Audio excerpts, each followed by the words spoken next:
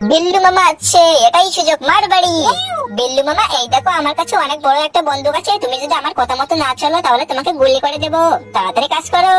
এবার আমাকে তাড়াতাড়ি ক্ষেতের দিকে নিয়ে চলো, আমার খেতে চাষ করে দিতে হবে।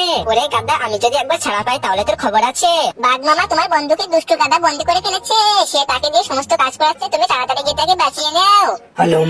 ঠিক আছে, আমি আমার গাড়িটি নিয়ে তাড়াতাড়ি চলে যাচ্ছি। হ্যালো, মেরে দিলাম মিসাইল, ফেটে গেল গাড়ি। এই যে বাঘ মামা, তুমি তাড়াতাড়ি চলো আমার বাড়ি। এবার দুজন মিলে তাড়াতাড়ি আমার জমিতে চাষ করা শুরু করো, না হলে তোমাদেরকে গুলি করে দেবো।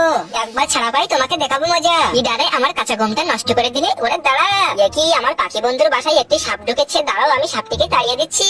টুকুস টুকুস। বিল্লু মামা, তোমাকে অনেক ধন্যবাদ। এবারে তাড়াতাড়ি করে সাপের মাংসগুলো পিস পিস করে কেটে ফেলি। এই নাও পাখির বাচ্চারা, তোমরা তাড়াতাড়ি সাপের মাংসটা খেয়ে ফেলো, আর তোমাদের জন্য মিষ্টি মিষ্টি পোকা ধরে এনেছি। Yummy yummy.